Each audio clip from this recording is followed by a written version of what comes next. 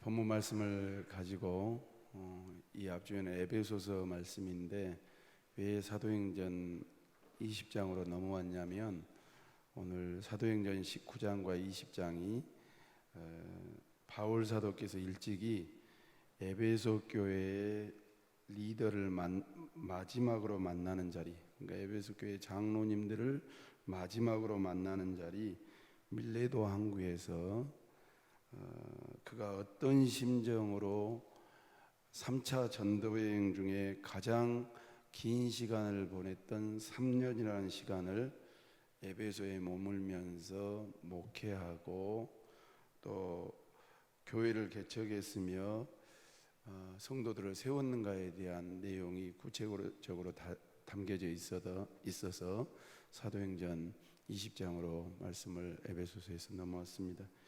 에베소서는 또 골로새서와 더불어서 교회론에 대한 말씀이 기록되었다라고 말씀을 전했습니다. 거룩한 교회론. 이 교회론이 바로 정립되어 있지 않으면 지상 위에서 신앙생활, 이 땅 위에서 신앙생활이 고단합니다. 왜냐하면 하나님이 세우신 주의 몸된 교회인데 내 생각대로 한다든지 또 우리 생각대로 한다든지 세상 방법으로 섬긴다든지 그러면 실컷 교회 생활하고도 주 앞에 갔을 때 책망받을 수가 있고 또 문책받을 수 있기 때문에 그렇습니다. 책망까지는 아니더라도. 그런데 바울 사도께서 3차 전도여행을 통해서 에베소 교회에 복음을 증거하는, 교회를 세워가는 데 있어서 첫 번째 주력했던 내용은 무엇이라고 그랬냐면 이 앞주에 우리가 설교했거든요. 1번 한번 읽어보겠습니다. 시작. 은혜의 복음을 성실하게 증언하는 교회여야 한다라고 말씀을 드렸습니다. 그러니까 복음이 먼저입니다. 복음이 먼저입니다. 이 사명을 바울 사도는 받고 그의 모든 것을 다 포기하고 정말 생명까지 바쳤던, 결혼도 포기하고 가정도 포기하고 자녀도 포기하고 가문도 포기하고 자기 학벌도 포기하고 다 포기한 것 아닙니까? 그리고 교회와 은혜의 복음이 증거되기를 원하는 마음으로 살았고 또 에베소 교회를 개척했다라고 말씀을 드렸습니다. 두 번째로 주님의 몸된 교회가 존재해야 되는 이유는 무엇인가 한번 읽어보겠습니다. 시작. 교회의 존재 이유는 자기를 건강하게 제어하고 사랑의 나눔을 실천하는 사명 때문에 교회가 존재합니다. 건강한 교회는 자기 자신만을 위해서 존재하는 교회가 아니라 이웃을 위해서 그리고 세상을 위한 존재 목적이 있다는 것을 기억해야 됩니다. 우리 교회도 점검해 볼 필요가 있어요. 우리와 나를 위해서만 교회가 존재해요. 그러면 이 애로가 있습니다. 여러분, 교회는 물어보겠습니다. 영리단체입니까? 비영리단체입니까?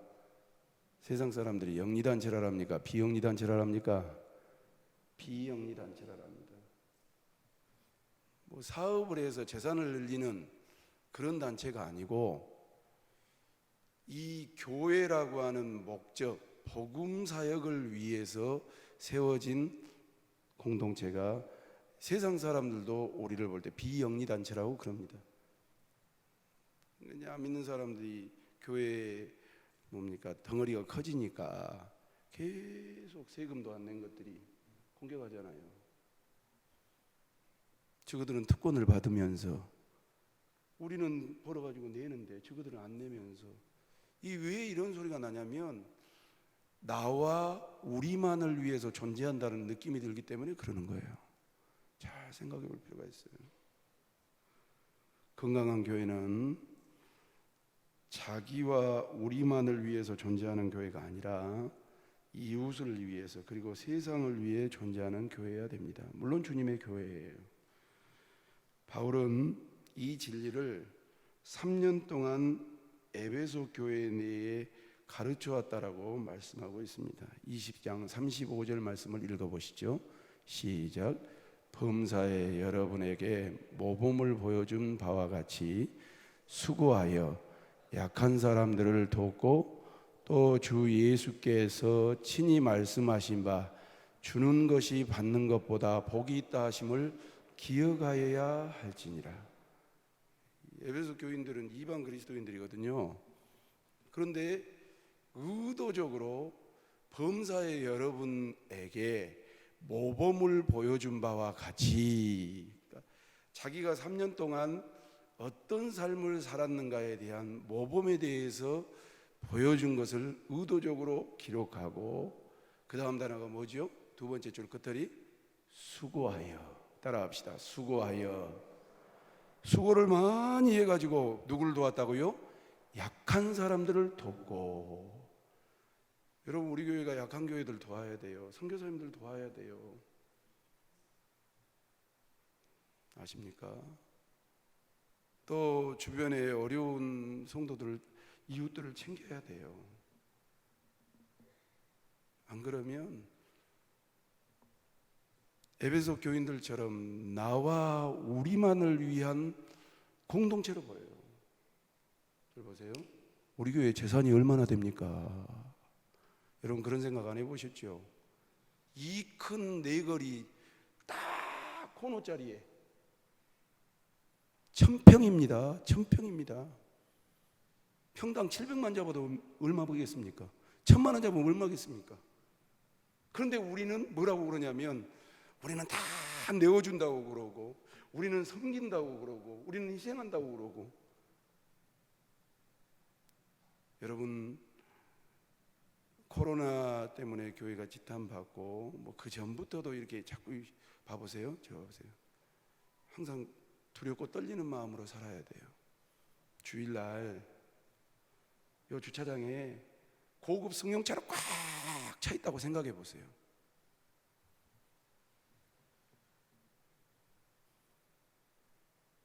예전처럼 권위적이고 가난하고 못 살 때는 저런 것들이 부럽고 복 받았다라고. 그런데 지금은 그런 것이 아니라 베풀고 나누고 약한 자로 살 때 이 가치가 더 커진단 말이죠. 시대가 그런단 말이죠.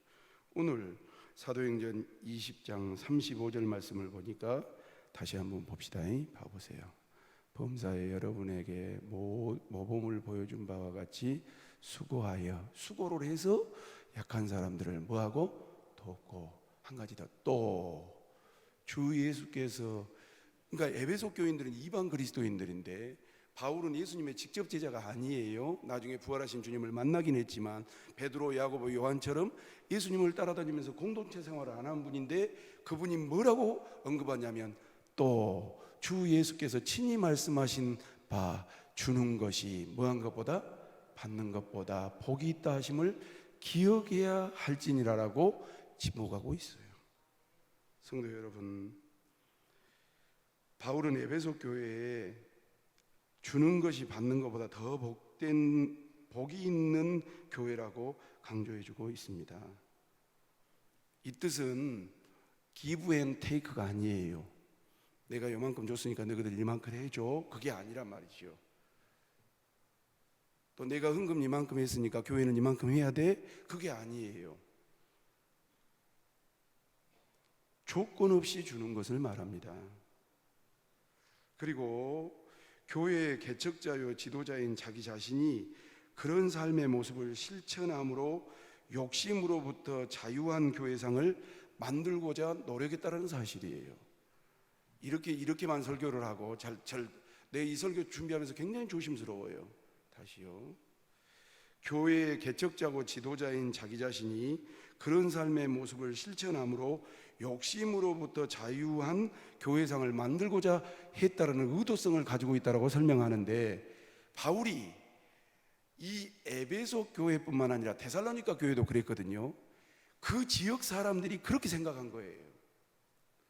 그런데 바울의 사상은 어떤 사상이냐면, 이따 나옵니다만, 땀을 흘리고 수고한 것에 대한 보상을 해줘야 된다고 생각하신 거예요. 그런데 이 에베소 교인들의 사상 속에, 이 생각 속에 저 욕심이 해서 이게 교회하고 수고한 것 아니냐, 기브 앤 테이크예요. 저 수고해가지고 지가 뭔가를 챙기려고 하는 것이 아니냐라는 그러한 분위기와 사상이 흘러갔기 때문에 이 말씀을, 35절 말씀을 주신 거란 말이죠. 다시 선행하는, 여러분 사도행전 20장 33절 34절 말씀을 좀 보시오. 보세요. 이렇게 기록하고 시작. 내가 아무의 은이나 금이나 의복을 탐하지 아니하였고, 고대의 중요한 자산이 됐던 겁니다. 지금도 금은 뭐 한 돈에 30만 원씩 한답니다. 지금 한 돈에 30만 원씩 한답니다. 이 쬐끄만 한 돈이 30만 원. 근데 그 당시에는 얼마나 더 귀중했겠냐 이 말이에요. 즉 교회의 지도자들이 탐욕을 경계할 것을 가르치고 있으면서 바울은 어떤 물건도 탐하지 않고 살았다라고 말씀하고 있는 거예요. 그런데 이것은 자기가 생각한 것도 있지만 누구의 말씀을 인용했다라고 주석가들은 이야기하냐면, 사무엘 사사가 나이가 많이 들으셔서 백성들이 찾아왔을 때 사울을 지적해 주십시오, 사울이 지금 잘못 가고 있습니다, 지적해 주십시오 할 때 사울이 자기 속내를 비치는 삶을 점검한 거란 말이죠. 사무엘상 12장 3절 말씀을 봅시다. 바로 안 나오나? 네, 나왔습니다. 같이요. 사무엘이 백성들에게 이렇게 말해요. 시작. 내가 여기 있나니 여호와 앞과 그의 기름 부음 받는 자 앞에서 내가 누구의 소를 빼앗았느냐, 누구의 나귀를 빼앗았느냐, 누구를 속였느냐, 누구를 압제하였느냐, 내 눈을 흐리게 하는 뇌물을 누구의 손에서 받았느냐, 그리하면 내가 그것을 너희에게 갚으리라 하니. 5절도 볼까요? 5절 시작. 사무엘이 백성에게 이르되 너희가 내 손에서 아무것도 찾아낸 것이 없음을 여호와께서 너희에 대하여 증언하시며 그의 기름 부음을 받는 자도 오늘 증언하니라 하니 그들이 이르되 그가 증언하시나이다 하니라. 그 소리가 맞습니다, 당신은 그렇게 살지 않았습니다 라고 이 공증, 우리로 말하면 공증해 주는 내용을 백성들에게 서로 대화 가운데 이야기한 것이에요. 그러니까 사무엘 선지자가 평생 사역하면서 내가 어느 집 소를 돌아가느냐, 귀한 것을 돌아가느냐, 그렇지 않지 않냐. 그런데 백성들이 당신은 그렇지 않았습니다 라는 말씀을 이거 끄집어 당겨서 아까 사도행전 20장 33절 말씀을 말한 거라고요. 33절 다시 띄우면 복잡하니까요, 성경으로 봐봅시다. 시작. 내가 아무의 은이나 금이나 의복을 탐하지 아니하였고. 사무엘의 심정으로 사도 바울이 에베소 교인들에게 설명하고 있는 거예요. 34절 읽어볼까요? 34절 시작. 여러분이 아는 바와 같이 이 손으로 나와 동행들이 쓰는 것을 충당했지 않습니까? 이 뜻은 뭔 소리냐면, 바울 사도가 아마 자비랑 선교했다는 것은 여러분들이 상식적으로 다 알 거예요. 천막 깁는 일을 하면서 복음 전하면서 일을 했는데 묵고 살기 위해서 그런 것이 아니고, 바울은 데살로니가 교회와 고린도 이처럼 이 교회를 받드는 데 있어서 성도들이 욕심이 있을 거야. 저거 돈 밝혀서 그래. 저 복음은 어디 간 곳이 없고 하나님 나라는 간 곳이 없고, 그냥 주의 종과 하나님의 사자가, 하나님의 종이 그런 모습으로 비춰진 토양 같으면 자기가 아예 애시당초 말을 안 듣게 하기 위해서 그렇게 살아버렸다고 이야기를 한 거예요. 여기까지 이해가 되시면 아멘 해보세요. 자, 데살로니가후서 3장 7절로 12절 말씀 띄울 수 있나요? 데살로니가, 예, 나왔습니다. 보십시오. 데살로니가 교인들에게 한 말이에요. 시작. 어떻게 우리를 본받아야 할지를 너희가 스스로 아나니 우리가 너희 가운데서 무질서하게 행하지 아니하며. 그러니까 바울 사도가 또 복음 전도자들이 데살로니가 교인들에게 편지할 때, 우리가 신앙생활 할 때 엉망진창으로 하더냐, 마음대로 막 무질서하게 신앙생활 하더냐, 그것을 기억하려고 편지를 한 거지요. 다음, 누구에게든지 음식을 값없이 뭐하지 않고 먹지 않고. 왜? 한 그릇만 묻고 하나만 이 받아도 주의 종이 저랬네, 저러려고 가네, 그 소리 들릴 것 같으니까. 밭이 그런 거예요. 데살로니가 교인들 밭이. 오직 수고하고 애써 주야로 뭐하면 일했던 이유는 너희 아무에게도 뭐하지 않으려고요? 폐를 끼치지 않으려 하려 함이니. 제가 사례비 받는 게 굉장히 거북스럽다 할 때가 있지요. 그건 뭔 소리냐면 자꾸 목사가 주의 일을 하는데 돈 쓰네, 돈 가져가네, 뭐 저기 하네, 뭐 한다, 그런 이야기를 들으면 막 거북스러울 때가 있단 말이에요. 거북스러울 때 바울이 꼭 그 짝이에요. 근데 바울의 1세기의 전도자들과 이 목회자들의 토양과 지금 21세기를 사는 우리의 토양과는 다르단 말입니다. 그때는 다 개척시대라, 초기시대라. 개척에서 교회가 어느 정도 서면 평신도 지도자나 주의 정도를 세워놓고 또 옮기고 또 옮기고, 그래서 거점 사역을 했단 말이지요. 지금 그 이야기를 하고 계셔요. 음식을 단 한 번이라도 먹지 아니하고 오직 수고하고 해서 주야로 일해버린 것은 너희 아무에게도 폐를 끼치지 아니하려 함이니. 그 부분을 뛰어넘지를 못한 거예요. 다음 절 볼까요? 시작. 우리에게 권리가 없는 것. 수고했으니까 얼마든지 받아먹을 수도 있고 인사를 할 수도 있는데, 그렇지 아니요. 오직 스스로 너희에게 무엇을 보여서? 본을 보여 우리를 뭐하게 하려고요? 목회적인 차원에서 그런다 이 말이에요. 좀 더 갑시다. 10절. 우리가 너희와 함께 있을 때에도 너희에게 뭐하기를? 명령하기를, 누구든지 일하기 싫어하거든 먹지도 말라 하였더니. 왜? 주의 종들이 이렇게 자꾸 얻어먹으면 아니 목사님도 저러냐, 그러니까 우리도 좀 주라, 그런 식으로 이제 질이 들어볼까 봐 그런 거단 말이죠. 그래서 우리가 일해서 주의 종들도 일을 해서 수고해야 먹는 것처럼 일하기 싫은 사람은 먹지도 말라라고, 그 게으름과 이 공짜 좋아하는 그런 것들을 타파하기 위해서 일해서 공짜 안 받아버리고 땀 흘려서 일해버리고 그랬다라는 것을 이야기한 것이죠. 11절 말씀 봅시다. 우리가 들은즉 너희 가운데 어떻게 행하여? 도무지 일하지 아니하고 일을 만들기만 하는 자들이 있다 하니. 그 소식을 들었죠. 12절 같이 봅시다. 시작. 이런 자들에게 우리가 명하고 주 예수 그리스도 안에서 권하기를 조용히 일어나 자기 양식을 먹으라 하노라. 놀고 먹으려고 하지 말고 너무 거 덤치려고 하지 말고 땀 흘려서 번 것을 네가 먹는 것이 합당하다. 철저하게 목회적인 말씀입니다. 에베소 교회에서도 친히 자신의 이 생계를 해결하고 동행들의 필요를 채웠다라고 고린도전서 말씀을 좀 볼까요? 4장 12절 말씀을 보십시다. 고린도전서 4장 12절 말씀 보시죠. 시작.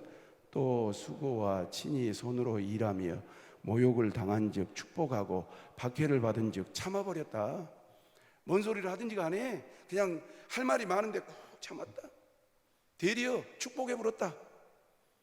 말을 못해서 설명을 못해서 입장을 그런 게 아니라 성도들이 바른 신앙생활과 이 구부러진 사고 가운데 신앙의 가치관 가운데 서지 않기 위해서 그런 것이다.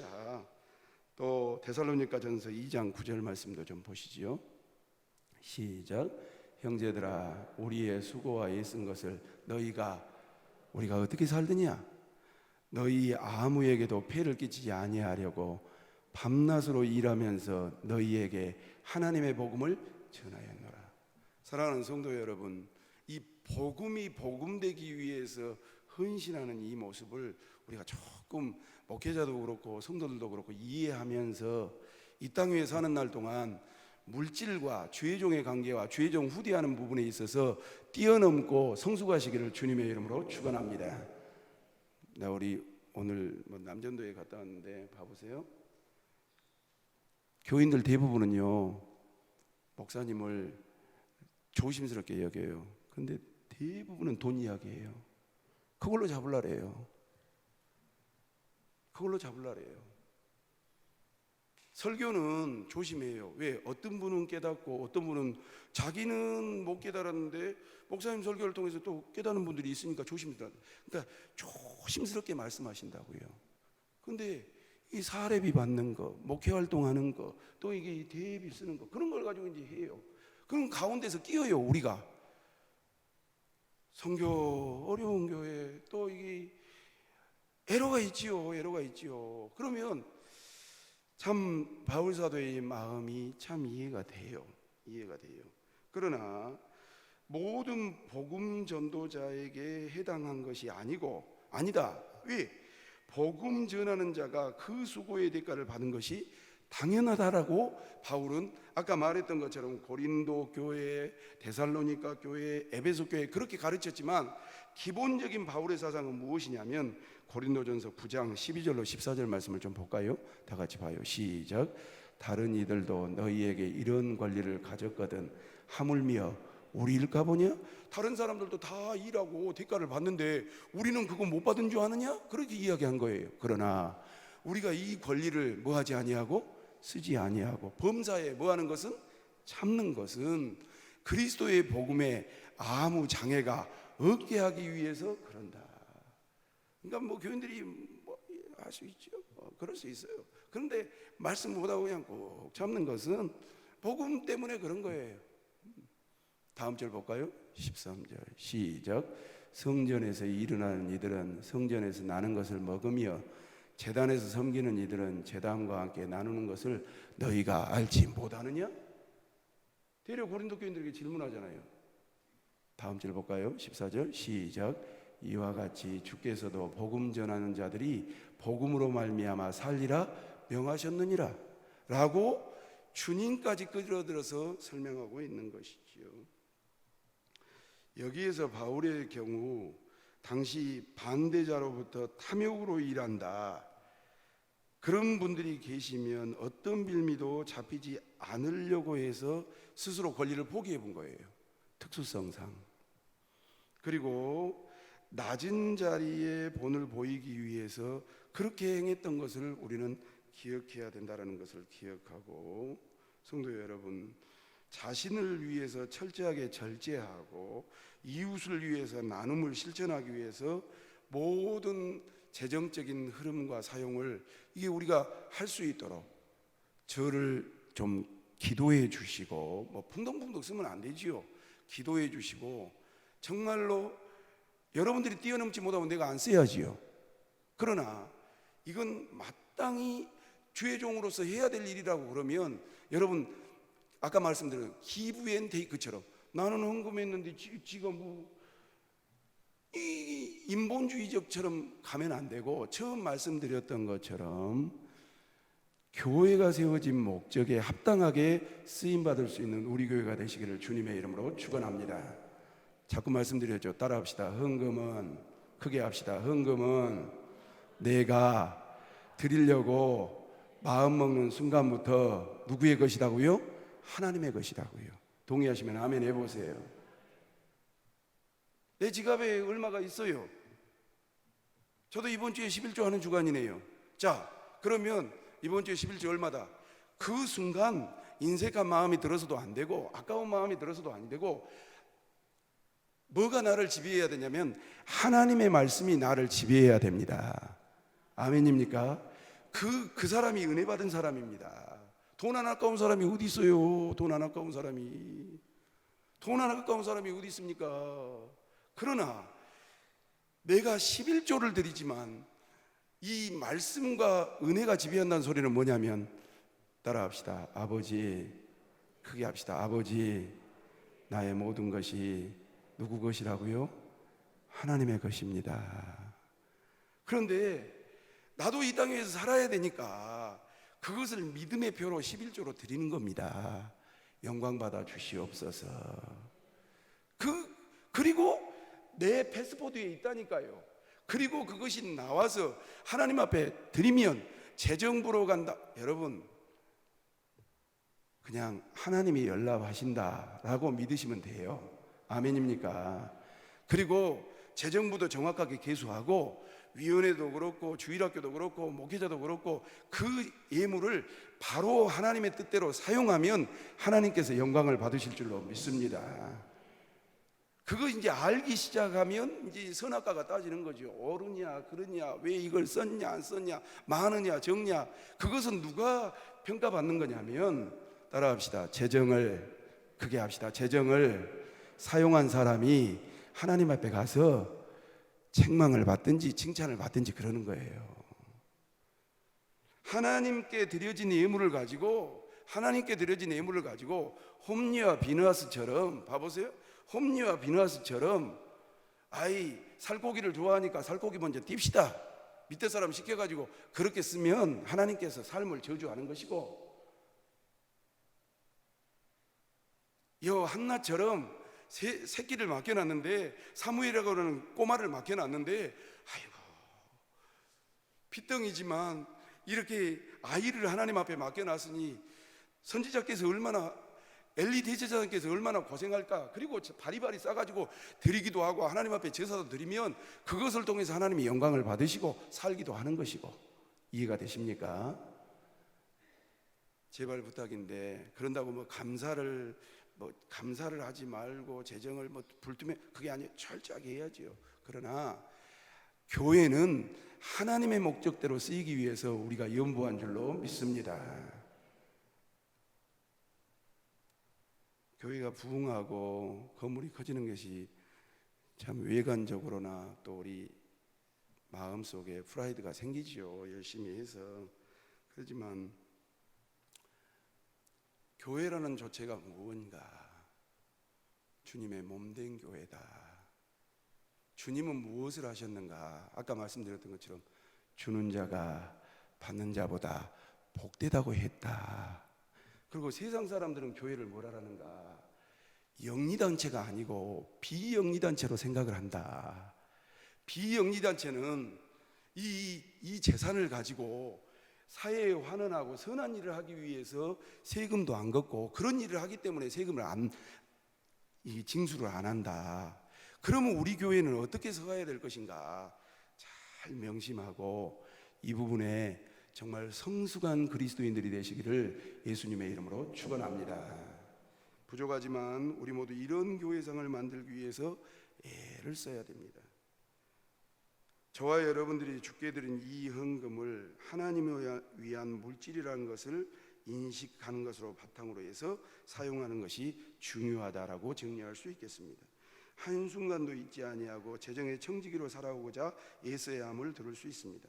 저는 우리 교회가 양적으로 성장해 가더라도 이런 성장이 자신의 왕국의 성장으로 비춰지는 것이 정말로 위험한 요소라는 것을 명심해야 됩니다. 언젠가부터 사회가 바뀌어져 가고 있습니다. 아시지 않습니까? 오늘 한국 교회는 중형교회 이상 대형교회를 목회하면 여러분 얼마나 어려움이 많이 있습니까? 나는 복음을 위해 수고한 사람이 사역하시는 동안 생활에 불편함이 없도록 해야 된다고 생각합니다. 그리고 위임 목사 모실 때 그것을 교인들이 서약하고 목사도 그 서약 앞에 서 있습니다. 또 사역을 마무리하며 그런 보상을 받는 것이 반드시 잘못된 것이라고 생각하지 않습니다. 그러나 마치 돈을 위해서 목회를 한 것처럼 비추는 것은 정말 이것은 경계해야 됩니다. 그런 부분에 있어서 한국 교회가 뛰어넘지 못하고 이 큰 교회는 큰 교회대로 적은 교회는 적은 교회대로 여러분들이 더 추한 이야기들을 더 많이 아실 겁니다. 시작할 때와 마찬가지의 모습으로 청지기의 삶을 살아야지요. 개척교회도 여러분 지금 저를 생각할 겁니다. 제가 참 조심스럽습니다만 이번에 선거를 치렀잖아요. 그런데 어디 모임을 갔습니다. 그랬더니 뭐를 한 줄 아십니까? 한 100여 명 모이는 목사님들이 뭐를 한 줄 아세요? 의원님, 그러니까 당선이 안 됐는데 그냥 애우한이라고 의원님 부르면, 의원님 큰 교회 가지 마십시오. 그 교회는 마음대로 못 합니다. 우리 같이 한 100여 명 모인 교회로 오십시오. 알토란 같은 100표를 원하십니까? 아니면 4분 오열되어 있는 큰 교회를 원하십니까? 그렇게 이야기하는 것을 보고 같은 목회자로 뒤로 넘어진 줄 알았습니다. 마음대로 할 수 있다는 거예요. 여러분, 이게 한국교회의 현실이 되어버렸습니다. 목회를 시작하든지 아니면 담임 목사로 부임해 오든지 교회를 시작하든지, 그래서 개척교회에서 영혼 달라고 하나님 은혜를 달라고 권능을 달라고 기도해서 시작할 때와 마찬가지의 모습으로 여러분 정말로 청지기의 삶을 살기 위해서 치열한 그러한 믿음의 전투가 있는 지상교회가 되시기를 주님의 이름으로 축원합니다.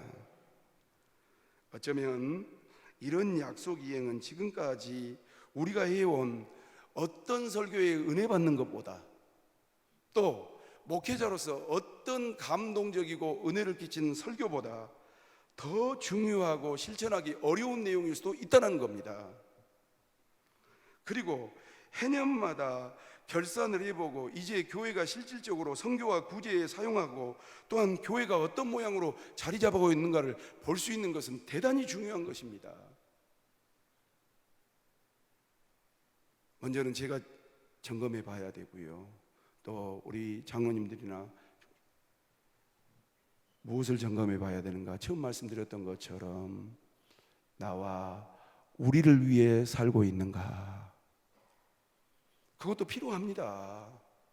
그러나 정말로 선교하고 구제하고 주님의 손발이 되어서 물질이 사용되고 사회에 환원되고 또한 영혼을 구원하는 그러한 일에 가고 있는가? 이것은 바울이 강조한 그대로 이제 우리 교회가 이제 자신을 위한 교회가 아니라 이웃과 세상을 위해 존재하는 교회가 된다라는 사실을 의미한 것입니다. 이것은 제 자신이 우리 교회의 목회의 결과로 어떤 보상을 받는 것보다 훨씬 더 기쁘고 보람된 일이라고 고백하지 않을 수 없습니다. 건강한 자기절제로 나눔을 실천하는 교회, 이것은 이제 더 이상이 아니라 우리 교회의 현 주소일 뿐만 아니라 우리의 미래의 삶이라는 사실을 명심하고 그러한 관점으로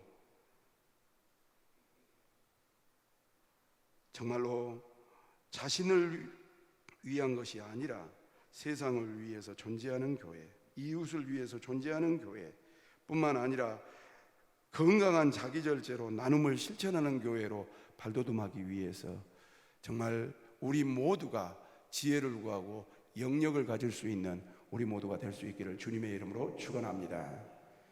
이 물질적이고 교회 재정적인 문제이기 때문에 굉장히 디테일하게 이야기해버리면 이 저급한 설교가 돼버리고 이 마음의 스크래치가 일어날 수 있는 요소이기 때문에 제가 다듬다라고 생각하고 이게 원고를 준비했습니다만, 혹시라도 여러분들이 걸림이 있다면 다시 한번 주제만 한번 띄워주실랍니까? 제일 앞에 주제 한번 띄워주세요. 2번